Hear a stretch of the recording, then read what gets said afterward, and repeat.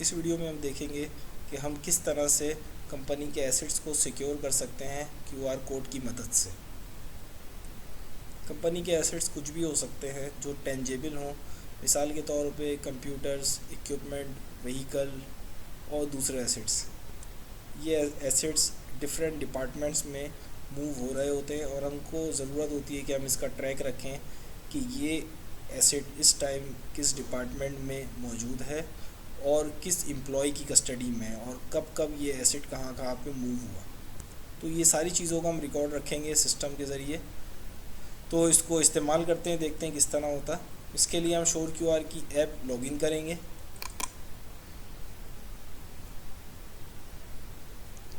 और सिस्टम में एक न्यू कैटेगरी क्रिएट करेंगे एचआर फाइल्स। एक एग्जांपल में हम एचआर फाइल्स को सिक्योर करने जा रहे हैं, तो ये कैटेगरी हमारे सिस्टम में क्रिएट करना पड़ेगी। चूँकि हमने पहले से ही क्रिएट की हुई है तो हम अभी क्रिएट नहीं कर रहे, नहीं होती तो हम यहाँ से क्रिएट कर सकते थे। इसी तरह हमें रेलेवेंट ऑब्जेक्ट्स सिस्टम में ऐड करने होंगे, जैसे कि आप कैटेगरीज़ हम ऐड करा चुके हैं, यहाँ से ऐड होती हैं। ऐड होने के बाद हमें आईडी मिल जाती है। इसी तरह हम लोकेशन क्रिएट करेंगे, लोकेशन की हमें आईडी मिल जाएगी। स्टेटस क्रिएट करेंगे, स्टेटस की हमें आईडी मिल जाएगी। ये स्टेटस हम आगे देखेंगे कैसे यूज़ होता है। और एम्प्लॉय क्रिएट करेंगे जिनमें ये फाइल्स हैंडओवर होंगी जिनके माबेन, तो उसकी भी हमें एम्प्लॉय नंबर मिल जाएगा। देखें यहाँ पे एम्प्लॉय नंबर मिल गया है।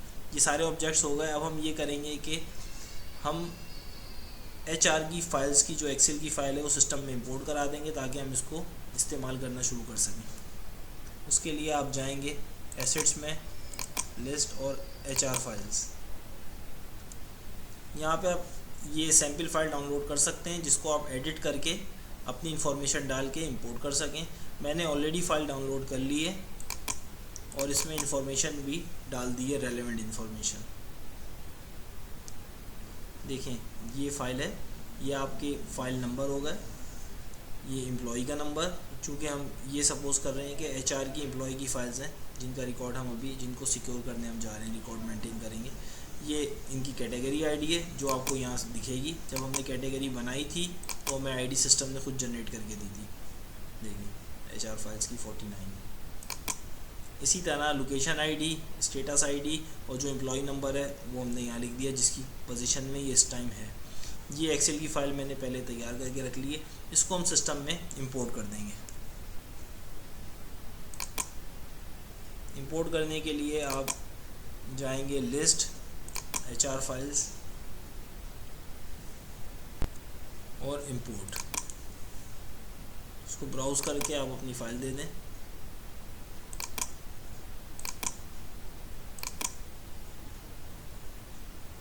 ये यहाँ पे डाटा लेकर आ गया है। फर्स्ट कॉलम में हेडर है, इसको हम बता देंगे, और ये मेरा फ़ाइल नंबर है और ये कैटेगरी है मेरी, लोकेशन, स्टेटस। ठीक है। ये फील्ड के जो लेबल्स हैं ये कस्टमाइज़ करने का सिस्टम में ऑप्शन है। मैंने कस्टमाइज़ किए हैं इसलिए इसने ऑटो डिटेक्ट नहीं किए।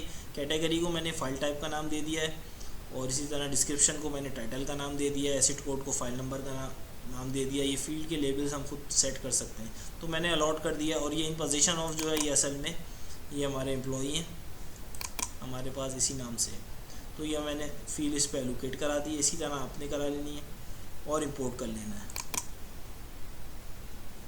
ये देखिए हमारा डाटा जो है कम्प्लीटली सक्सेसफुली इंपोर्ट हो गया है। अब हम चलते हैं, देखते हैं।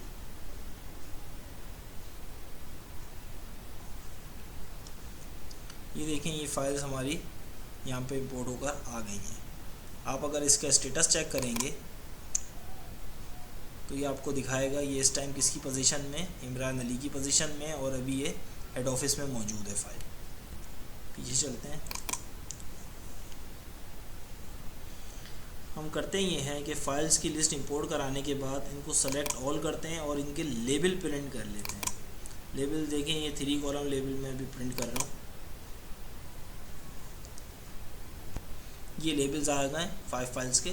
इसको हम A4 की स्टिकर पेपर शीट मिलती है स्टेशनरी की दुकान पर, तो वो ख़रीद के लाएंगे और अपने आम लेज़र प्रिंटर से इसको प्रिंट कर लेंगे और कटर से काट के आप ये जो इसके लेबल्स हैं 5 लेबल्स दिख रहे हैं, ये आप इनकी फाइल्स पे लगा देंगे, जो जिस एम्प्लॉय की फ़ाइल है ये आप उसके ऊपर लगा देंगे, तो हमारे पास हर फाइल के ऊपर ये लेबल लगा होगा। अब हम देखते हैं कि इसके आगे कैसे चलना है। जब ये लगा है फाइल्स पे लेबल, अब आपके पास कोई फ़ाइल लेने आया डिपार्टमेंट में कि भाई मैं आया हूँ कराची रीजन ऑफिस से, आप मुझे इस एम्प्लॉय की फ़ाइल दे दें। अब आपको वो फ़ाइल हैंड ओवर करनी है, तो उसका क्या प्रोसीजर होगा कि लेबल के ऊपर ये QR कोड है लगा हुआ होगा, आपने अपने किसी भी स्मार्टफोन से इसको स्कैन करना है। जब आप स्कैन करेंगे तो ये पेज आपके पास खुलकर आएगा।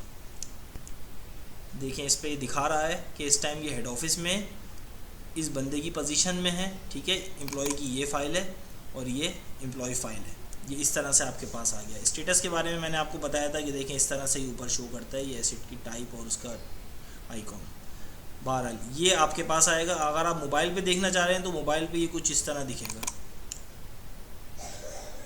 देखिए मोबाइल पे ये कुछ इस तरह से दिखेगा। तो आपके पास ये ऑप्शन आ रहा होगा कि आप इसको यहीं से ट्रांसफ़र कर लें। तो स्कैन जब आप QR करेंगे तो एक तो करंट स्टेटस दिखाएगा फाइल का और साथ साथ ट्रांसफ़र का ऑप्शन दे रहा होगा। आप इस पर क्लिक कर देंगे उस फाइल को बंदे को हैंडओवर करने से पहले, तो ये बोलेगा कि आप लॉगिन करें, क्योंकि ये काम हर कोई नहीं कर सकता, जिसको राइट्स होंगे वो ये काम कर सकता है। तो ये लॉगिन करेंगे आप। अब मैं इसको लॉगिन करता हूँ और फिर हम देखते हैं।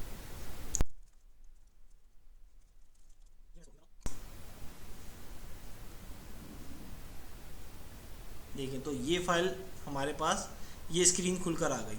अब ये यहाँ पर बोल रहा है किसको आप ट्रांसफ़र कर रहे हैं। तो फ्रॉम लोकेशन में एक ही अवेलेबल होगा जहाँ ये करंटली अभी है फाइल, और टू लोकेशन में जहाँ जा सकती है। अब यहाँ पे हम ले लेते हैं रीजन ऑफिस जा रही है। टू एम्प्लॉई, किस एम्प्लॉय को जा रही है, तो अब यहाँ पर आपके पास लिस्ट आ रही होगी तमाम एम्प्लॉयज़ की, वो आप सेलेक्ट कर लेंगे, ठीक है। अब यहाँ पे आपने डालना है पिन। ये पिन जो है ये क्रिटिकल है। ये पिन क्या है कि जो एम्प्लॉय फ़ाइल वसूल कर रहा होगा, जो टू एम्प्लॉय में जिसका नाम आ रहा है मेरन, इसके ऑफिशियल ईमेल एड्रेस पे ये पिन जाएगी। ये ईमेल एड्रेस आप कहाँ डालेंगे, जब आप एम्प्लॉय ऐड करा रहे होंगे तो ये ईमेल एड्रेस आप उसमें डाल देंगे। तो ये एम्प्लॉय अपने पास ये पिन मंगवाएगा सेंड पिन करके, तो इस एम्प्लॉय के ईमेल एड्रेस पर पिन आएगी, वो पिन यहाँ पर डाल देगा ये एम्प्लॉय। अगर वो पिन मैच कर जाएगी जो ईमेल पे इसको पिन मिला है उससे, तो फिर आप ट्रांसफ़र दबाएंगे तो ये प्रोसेस हो जाएगा सक्सेसफुली, और ये फ़ाइल हेड ऑफिस से इस बंदे के नाम पर रीजन ऑफिस पे चले जाएगी। फिर न्यू स्टेटस आपको ये देखने लगेगा, और अगर मैच नहीं करेगा तो एरर आ जाएगा कि पिन सही नहीं है। अगर बंदे को पिन याद है पिछली, तो उसको न्यू मंगवाने की ज़रूरत ही नहीं है। ईमेल एड्रेस पे पिन, वो पिछली जो मेल आ चुकी है उसके पास उसको याद है, या पिछली ईमेल से देखकर वो यहाँ पे पिन डालेगा और ट्रांसफ़र करेगा, तो तब भी ट्रांसफ़र हो जाएगी। या तो न्यू मंगवा ले, या फिर पुरानी अगर याद है तो डाल दे तो ट्रांसफ़र हो जाएगी। तो इस बंदे के नाम पे फ़ाइल ट्रांसफ़र हो ही नहीं सकती जब तक ये बंदा मेरन जो पिन इसको ईमेल पे आई है ऑफिशियल ईमेल पे, वो पिन यहाँ पे ना डाल दे।